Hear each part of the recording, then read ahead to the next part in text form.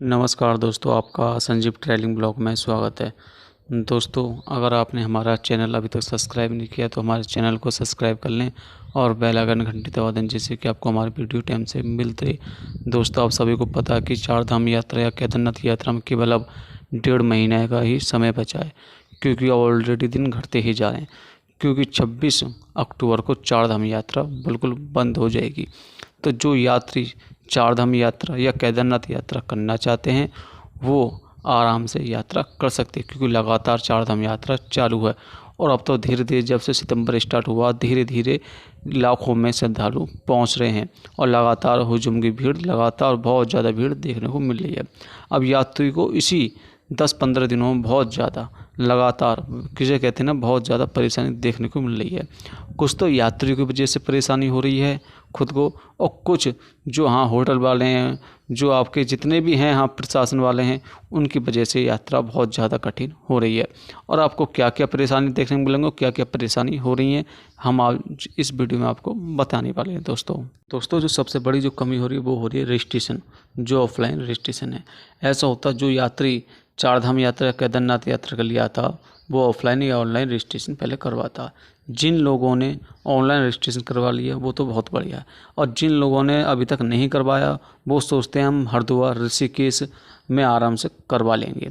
लेकिन जैसे ये हरिद्वार ऋषिकेश पहुंचते हैं, क्योंकि सबसे ज़्यादा लोग हरिद्वार पहुंचते हैं, तो हम हरिद्वार की बात करते हैं। तो जो लोग होते हैं वो क्या करते हैं कि वो कहते हैं कि नहीं, थोड़ा सा आगे बनवा लेंगे, सोनप्रयाग गौरीकुंड अपना रजिस्ट्रेशन आगे चल करवा लेंगे, अब तो वहाँ से हम चलते हैं। तो सबसे बड़ी परेशानी इन लोगों को वो यहीं देखने को मिल जाती है।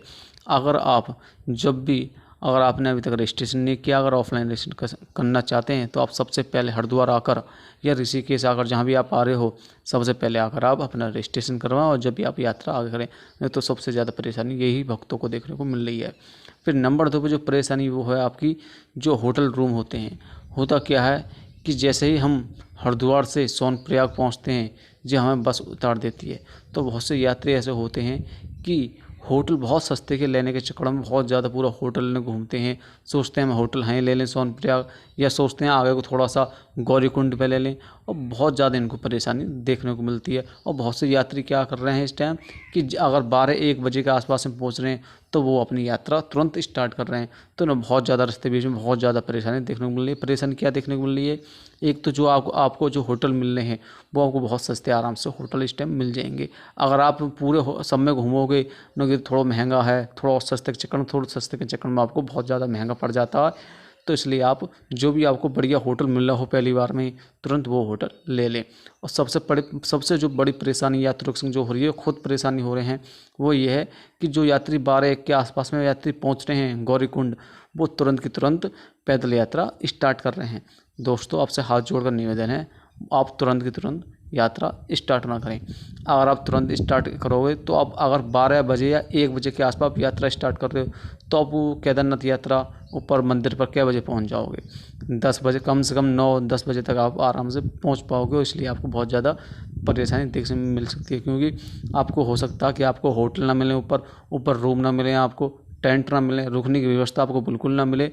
हो सकता है कि आप मंदिर तक ही ना पहुँचाओ, रास्ते बीच में कहीं अटक जाएं, तो बुल जंगल वाला रास्ता है। इससे आपसे हाथ जोड़कर निवेदन है कि आप अगर 12-1 या 2 बजे तक पहुंच रहे हैं दोस्तों, अपना होटल लेकर अपना आराम करें। आराम करने के बाद अपना गौरीकुंड में घूमें, जो गौरीकुंड है आराम से स्नान करें और थोड़ा बहुत घूमें। घूमने के बाद में अपना खा पी कर सो जाएं और आराम करें। सुबह अगली मॉर्निंग आप दर्शन कर सकते हैं, यात्रा स्टार्ट कर सकते हैं। जो और सबसे बड़ी परेशानी है वो यात्रियों की आ रही है खाने पीने की। दोस्तों, हमने आपको ऑलरेडी एक वीडियो बना के दे दिया है कि आप खाने पीने में क्या सामान लेके आएँ, क्या क्या घर से सामान लेके आएँ। मैंने आपसे कहा था कि अभी ऑलरेडी मैंने वीडियो बनाई है कि सबसे ज़्यादा महंगाई देखने को मिल रही है। तो अगर आपको 200 से 250 रुपये में कम से कम आपको 1 प्लेट दाल ले लो, कुछ भी ले लो आप, खाने पीने बहुत ज़्यादा आपको महंगी मिल रही है। तो इसलिए आप, अगर आपके पास जो कुछ खाने पीने की आप लाएँ, जैसे बहुत से यात्री होते हैं अपने साथ मीठा बहुत सी ऐसी बना के लाते हैं जो आपको कम से कम 4-5 दिन तक बिल्कुल बेकार नहीं होती है। अगर आपके पास ये चीज़ है तो आप आराम से बैठ कर खाएँ और आराम से इन्हीं चीज़ों को चलाएँ, क्योंकि बहुत ज़्यादा आपको महंगाई मिल रही है।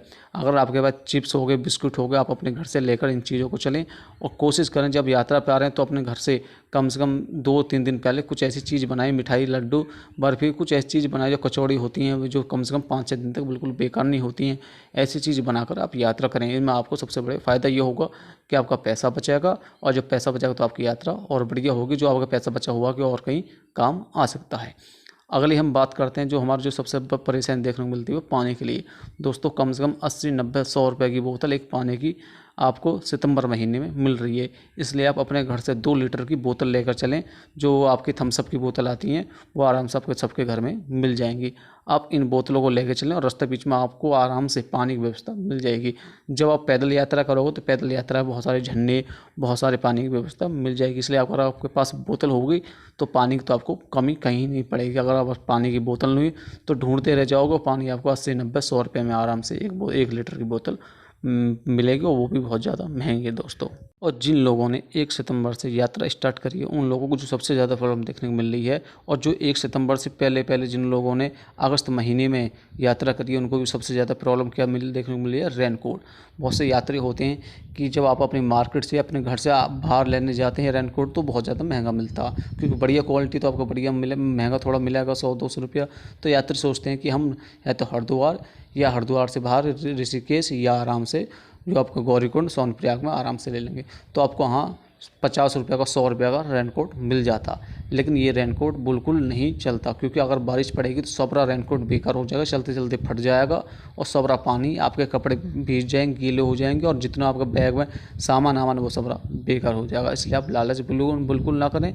जो मेन सामान है वो बच जाए, इसलिए आप सबसे बढ़िया वाला आप रेनकोट लें। रेनकोट ऐसा लें जो ऊपर से नीचे ढक जाए, या फिर ऐसा हो नीचे वाला हिस्सा अलग हो ऊपर वाला हिस्सा अलग हो, और है ना होना चाहिए 1 नंबर बेस्ट, क्योंकि सबसे बढ़िया वही होता है। इससे आपको ठंडी भी नहीं लगती, क्योंकि जब रेनकोट बढ़िया होगा, अगर केदारनाथ यात्रा में ठंड ज़्यादा पड़ेगी दोस्तों तो आपको ठंड देखने को बिल्कुल न मिलेगी दोस्तों। जो सबसे बड़ी परेशानी है दोस्तों वो परेशानी है बच्चों की। जो अपनी पूरी फैमिली के साथ आ रहे हो, बच्चे आ रहे हैं उनके साथ छोटे बड़े, उनको बहुत ज़्यादा परेशानी देखने को मिल रही है इन्हीं 10 दिनों में दोस्तों। बच्चों को ज़्यादा ध्यान रखें, और बच्चों के लिए ज़्यादा से ज़्यादा खाने पीने की चीज़ें, ज़्यादा से ज़्यादा इनके लिए कपड़े जो ठंड ना लगे, इनके लिए रेनकोट, और जितनी जो इनके खाने पीने की जो ओढ़ने पहनने की जितनी व्यवस्था वो अपने साथ आप सब सामान कैरी करें।